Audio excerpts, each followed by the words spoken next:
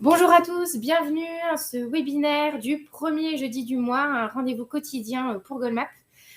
Premier jeudi du mois de 10h30, de 11h30 à midi et quart. Nous sommes ensemble pour vous parler d'une thématique en particulier sur la santé mentale, la santé physique, le bien-être de manière générale.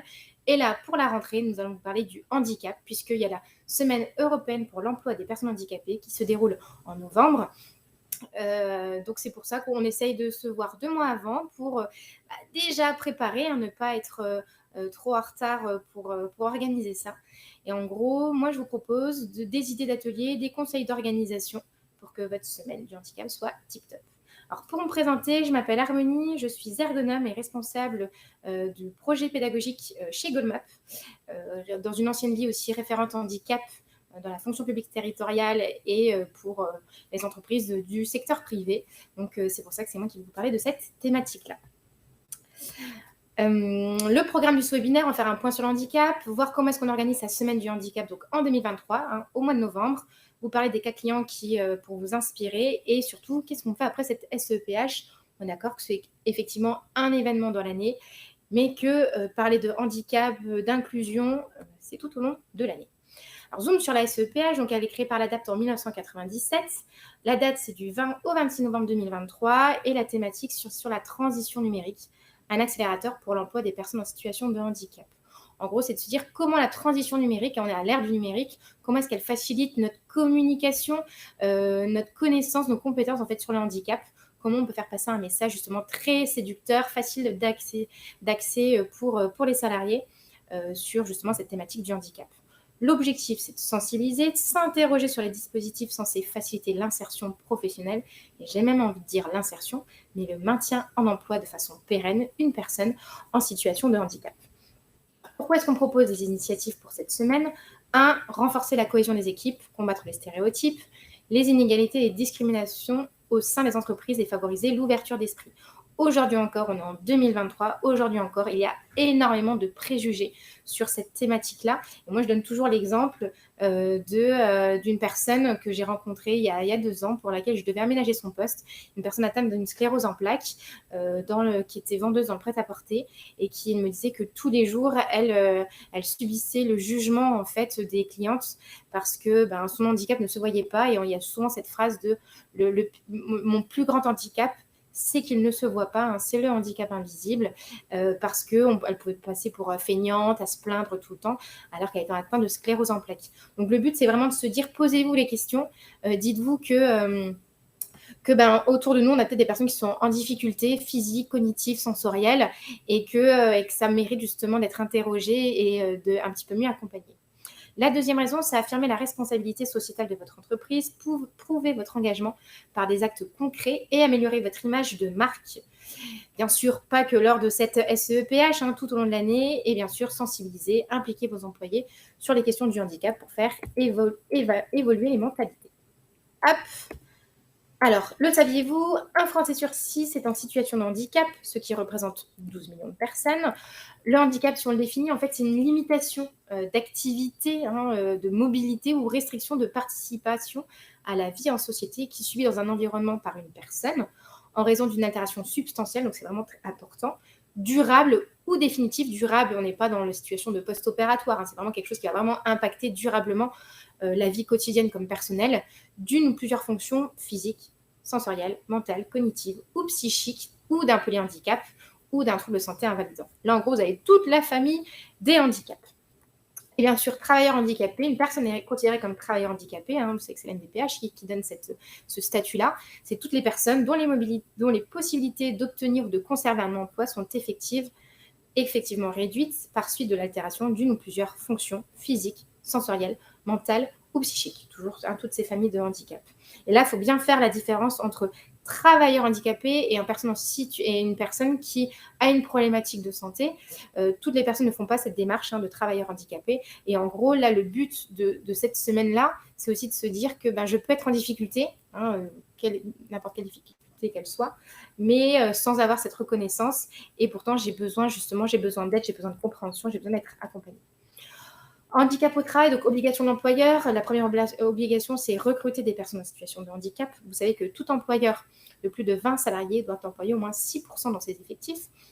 une personne qui est reconnue en qualité de travailleur handicapé. Alors, il y a d'autres possibilités de respecter cette obligation-là. Mais en gros, il y a ces 6%-là qui font que si on ne les respecte pas, forcément, une contribution financière à la GFIP ou au FIPHFP. Déclarer l'emploi et travailleur handicapé, donc ce qu'on appelle la DOETH, la déclaration de l'obligation d'emploi et de travailleur handicapé, donc tous les ans, une démarche un petit peu fastidieuse, mais qui est obligatoire. Compenser le handicap en aménageant les postes de travail. Vous avez une personne qui a une problématique de santé, c'est à l'employeur en fait de rendre le travail accessible et de manière pérenne pour justement compenser le handicap, pour justement qu'il n'y ait plus de problématiques. Maintenir dans l'emploi les travailleurs handicapés.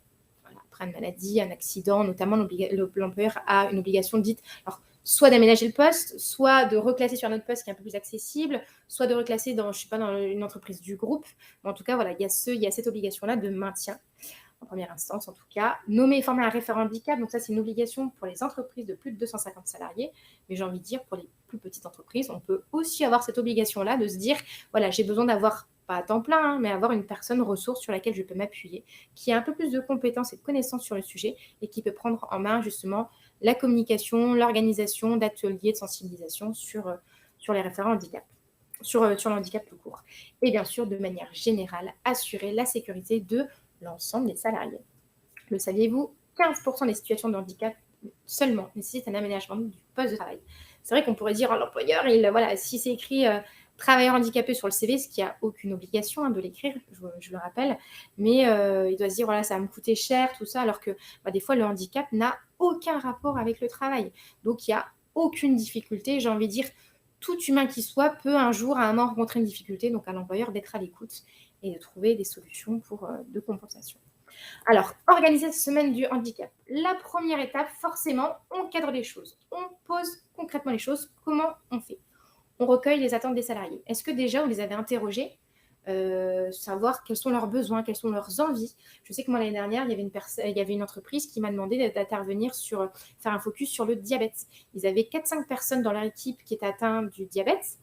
Et en plus, c'était des personnes qui vivaient un petit peu la maladie de façon un peu différente. Ça a bouleversé un petit peu des fois l'équipe parce qu'il y a des incompréhensions, ça crée pas forcément une bonne cohésion d'équipe. Et en fait, l'infirmière en santé au travail m'a demandé de faire un focus sur le diabète parce que pour comprendre un petit peu mieux justement ce que pouvait vivre la personne quotidiennement. Demandez-vous donc quelles valeurs vous voulez transmettre, quelles questions vos salariés se posent-ils autour du handicap par rapport à la démarche de reconnaissance en qualité de travailleur handicapé, par rapport, je ne sais pas, à un handicap invisible. Y a-t-il des besoins spécifiques pour vos salariés en situation de handicap? Et servez-vous de vos documents en interne, un baromètre QVT, peut-être qu'il intègre cette notion du handicap, votre document unique aussi. L'analyse du contexte. Analyse de la demande, analyse du contexte, on a une checklist de questions à se poser. Là, clairement, il faut répondre à toutes ces questions-là. C'est quoi les objectifs de l'entreprise? Quoi vos objectifs d'organiser cette SEPH et surtout pour aller plus loin? Quel est l'objectif à court terme et surtout à long terme? Quel budget? Il faut aussi être clair là-dessus. Quel budget mon entreprise est prête à financer? Est-ce que vous allez vous en occuper seul? Alors, idéalement, j'ai envie de vous dire, non, vous êtes porteur du projet, ok, mais un projet, c'est avec d'autres personnes. Essayez d'intégrer un maximum alors, des managers, des appuis, et idéalement aussi des appuis extérieurs pour avoir des regards croisés justement sur cette problématique. Quels sont les profils de salariés? Est-ce que j'ai pas dans mes collaborateurs des personnes qui sont en situation de handicap? Peut-être qu'elles veulent être interrogées, peut-être elles voulaient être peut-être mises en lumière, ou elles voudraient témoigner, je ne sais pas. Mais pourquoi pas? Ça se fait aussi. Et surtout, alors, quelles sont aussi les contraintes logistiques ou d'emploi du temps? Voilà, est-ce que je suis en full télétravail? Est-ce que j'ai des gens qui sont pas forcément qui sont de passage et que j'ai pas forcément tout le monde? Est-ce qu'il vaut mieux faire ça sur le temps du midi? Parce que la production, elle s'enchaîne. On ne peut pas trop freiner les choses, l'activité. Voilà, quelles sont mes contraintes logistiques pour voir quel atelier, quel format en fait est le plus adapté pour vous? Et comment on évalue les résultats? Très important, il faut absolument qu'il y ait un retour. On est dans une démarche d'amélioration continue. Important d'analyser ces résultats pour savoir comment s'améliorer et ce qu'on peut faire en 2024. On communique. Alors, quand est-ce qu'on communique? Tout au long de l'année. On est dans l'inclusion. Tout le temps, on montre qu'on est engagé sur ce sujet. Bien sûr, lors de la SEPH, un petit peu plus pour mettre un petit peu l'accent dessus, faire un petit peu un focus. Et là, nous, Goldmap, on peut vous mettre à disposition des kits de communication. Et on mobilise les référents, les managers pour fédérer autour de l'événement. Vous n'êtes pas seul sur ce projet-là. Alors, choisissez des ateliers ludiques et inspirants. Voilà, alors nous, on va vous proposer ce que GOMAP fait, des idées d'action. Alors, une conférence pour sensibiliser et changer les mentalités. On parle de conférences inspirantes autour du handicap avec des figures emblématiques. Là, le but, c'est plus un format conférence ou avec un nombre de participants illimité sur 1 heure et demie, où on va inviter en fait des personnalités qui sont très inspirantes, qui sont en situation de handicap et pourtant qui ont relevé des défis, qui se sont surpassés. Et c'est là, en fait, on va parler de résilience. Et on a un petit peu nos chouchous, notre top 3 de nos intervenants qui vont échanger, qui vont partager leurs expériences, qui vont parler de résilience au travail. Et je vous promets, on parle vraiment de conférences inspirantes, je vous promets qu'il y a de l'émotion dans l'air. Il y a quelque chose qui se vit et ils sont extrêmement touchants. C'est vraiment des belles leçons de vie. Et on ressort de là en se disant, mais en fait... voilà, on peut gravir des montagnes. Qu'est-ce qui aujourd'hui limite en fait les personnes? Eh bien, sûrement pas le handicap. Donc, vous avez par exemple Alajiba, qui est sprinter du 200 mètres et 400 mètres, qui est non-voyant depuis l'âge de 5 ans et qui a participé à plusieurs Jeux paralympiques. Donc, lui, il partage son vécu, comment justement il a vécu, parce qu'il n'était pas en situation de handicap quand il est né. Donc, comment ça s'est passé, comment justement il a réussi à surmonter tous les obstacles de la vie. Vous avez aussi Vincent Julet, qui est devenu quasiment aveugle en 2007. Et voilà, qui est manager, qui a réussi justement, il a beaucoup de convictions, qui a réussi justement à se professionnaliser comme absolument tout le monde, et justement faire oublier son handicap. Et vous avez aussi Pierre Rabin, qui est en situation de handicap depuis 2018, brûlé et amputé des 4 membres. Donc il a pour objectif de participer aux Jeux paralympiques de Paris 2024 en natation. Il fait partie de la fondation du FC Nantes. Et là, pareil, c'est clairement une personne sur laquelle on peut s'inspirer pour se rendre compte que la difficulté, elle n'est pas là où on pourrait la trouver. Donc voilà, c'est un peu nos chouchous, nos 3 coups de cœur là-dessus où vous pouvez effectivement communiquer. Et il y a vraiment une création, il y a vraiment de l'échange.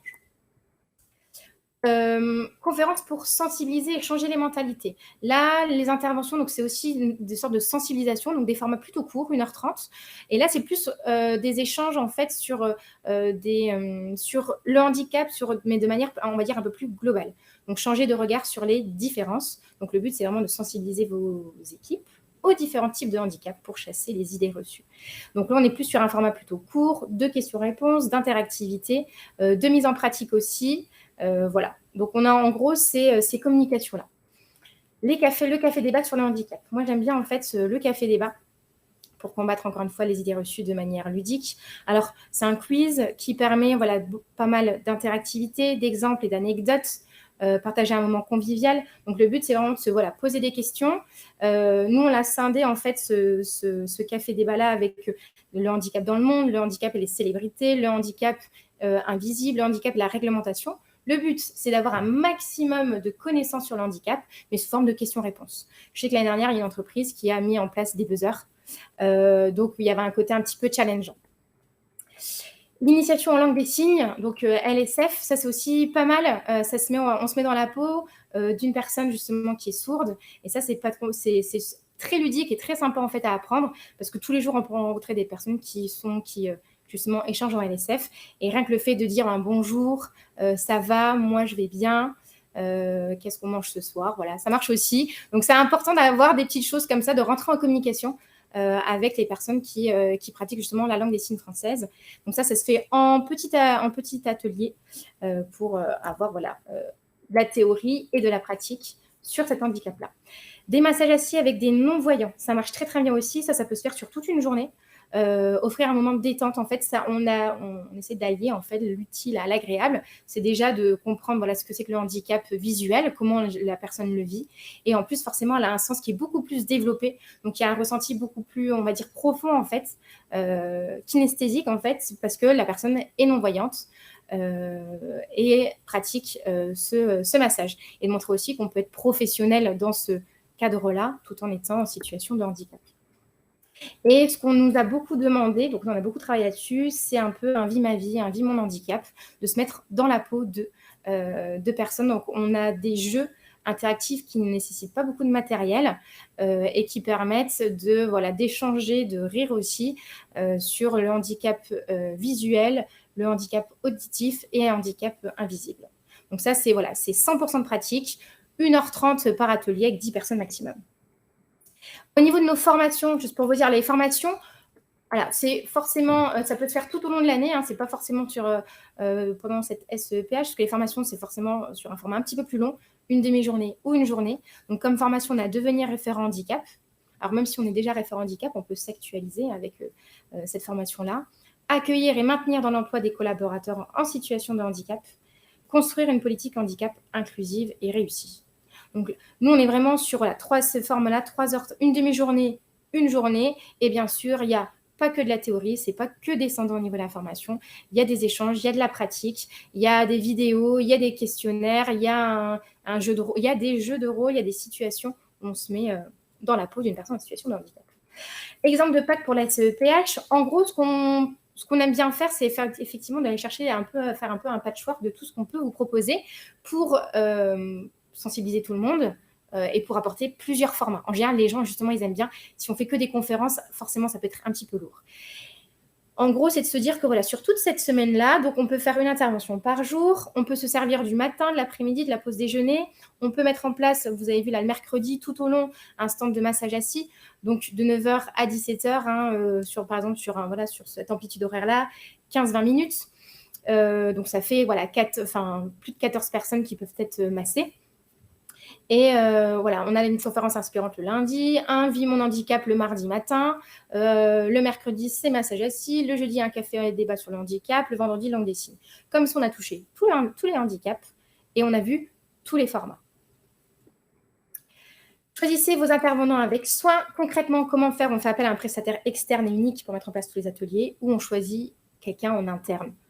Donc voilà, le but, c'est vraiment d'être entouré, d'avoir plusieurs personnes justement qui peuvent s'occuper de ces événements-là. On fait le bilan de cet événement. Forcément, on diffuse des questionnaires à chaud et à froid après ces ateliers-là. On mène des enquêtes, ce qui a plu, ce qui n'a pas plu, qu'est-ce qui pourrait être amélioré, comment est-ce que les gens voient aussi les choses. On regarde les retombées, les impacts positifs et on en tire des conclusions pour la SEPH de 2024. Alors, quels clients pour vous inspirer? Je vous en parlais d'un parce que je vois que je parle beaucoup et que le temps tourne. Par exemple, Media One, leader de la fiction télévisuelle. Donc, eux, on est intervenu pour eux sur un atelier d'initiation à la LSF. Donc, voilà, c'était très ludique, très participatif. Ça veut dire qu'aujourd'hui, on a vraiment des clients qui chaque année, refont appel à nous et changent de format aussi. Change de conférences inspirantes. Donc voilà, on a cette expérience-là, je vais dire, depuis 4-5 ans de mettre ça en place. Donc, on a déjà les retombées, les retours, les ajustements. Aujourd'hui, en 2023, normalement, on est au top. La SEPH et après, le sujet du handicap, bien sûr, ne doit pas être l'affaire d'une semaine dans l'année. On n'est pas là pour parler une fois juste pendant ce moment-là du handicap, c'est vraiment tout au long de l'année. Et ça, c'est important que vous communiquiez au quotidien de cette thématique-là. Alors, comment est-ce qu'on fait pour justement créer une politique handicap et un programme annuel? On utilise la force du digital. Forcément, c'est plus facile d'accès. On peut avoir justement une accessibilité en tout temps. C'est beaucoup plus attractif.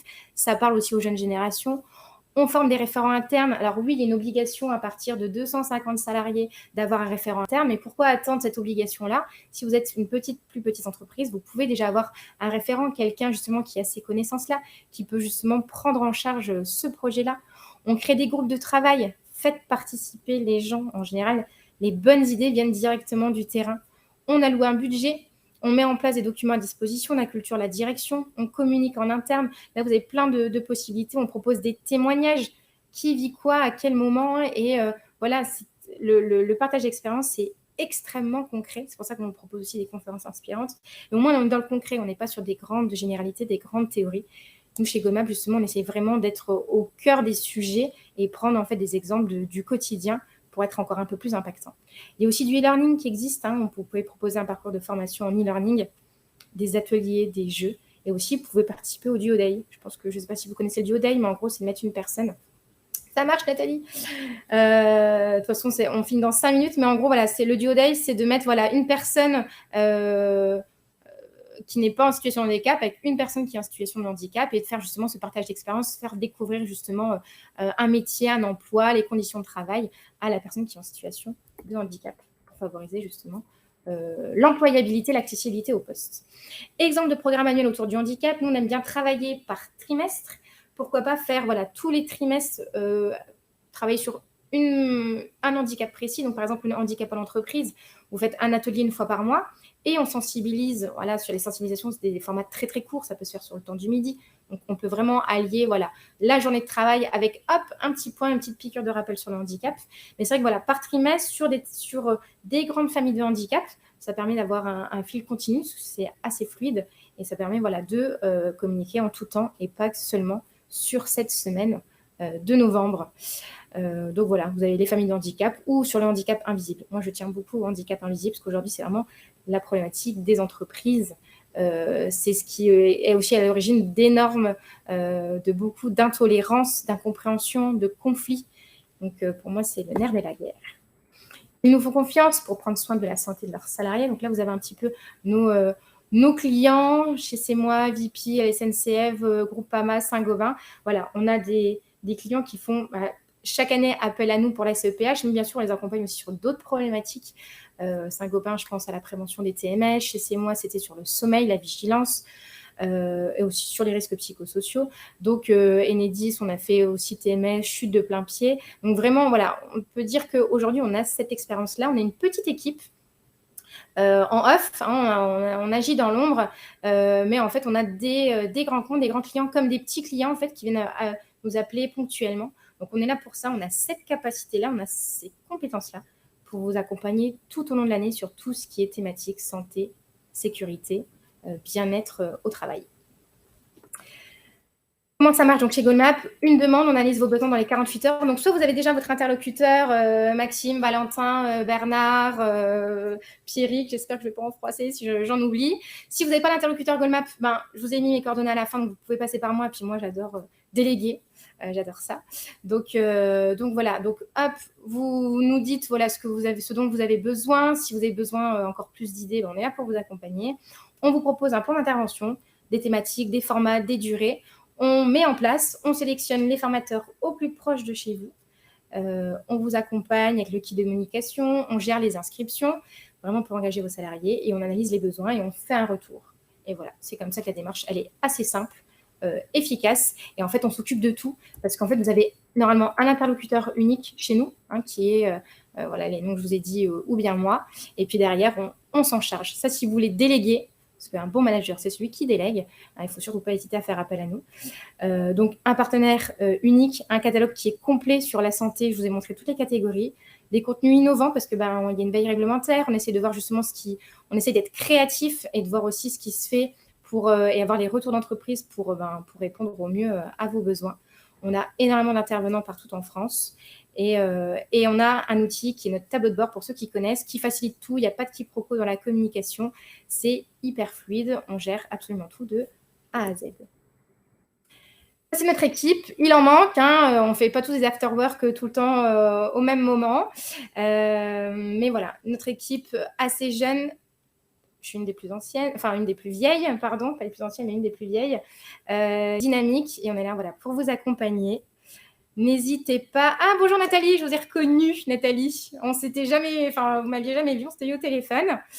C'est chouette que vous participiez à ce webinaire. Si vous avez des questions, je peux prolonger un petit peu ma pause repas. Bonne journée. S'il y a des questions, des interrogations, alors soit vous avez mon contact et puis on peut échanger en tête à tête, en individuel, soit vous pouvez aussi rester encore un petit peu en chat. Bonne journée à vous. J'espère que ça vous aura plu. C'était assez court parce qu'on pourrait encore en parler des heures et des heures de cette thématique-là. Il ne faut pas hésiter. Très intéressant. Ah bah super, merci. Eh bien écoutez, je vous en prie. Bonne journée. S'il n'y a pas de questions, je laisse encore 1 minute, 2 minutes, il n'y a pas de souci. Je ne suis pas pressée. Je n'ai pas vraiment faim encore, mais je vous souhaite une belle journée, bonne continuation à vous. Prenez soin de vous, prenez soin de vos proches et rendez en fait ce monde un peu plus tolérant et un peu plus accessible. Donc, soyez attentifs les uns aux autres. Vous aussi, les questions viendront sans doute plus tard. Pas de souci, Véronique, on est à votre disposition. Il n'y a aucun problème. Merci, bonne journée. Vous recevrez le replay automatiquement. N'hésitez pas à aller voir les autres replays des autres webinaires. Et on se retrouve le 5 octobre. Ce ne sera pas moi qui présentera. On aime bien changer les interlocuteurs. Et donc voilà. Donc n'hésitez pas, notez bien le 5 octobre. Et puis n'hésitez pas à me contacter. On est très réactifs dans les 48 heures. Bonne journée. Ouvrez un. Le week-end, ça ne compte pas. Donc si vous m'écrivez vendredi, vous aurez peut-être une réponse lundi. Allez, bonne journée à vous. Au revoir.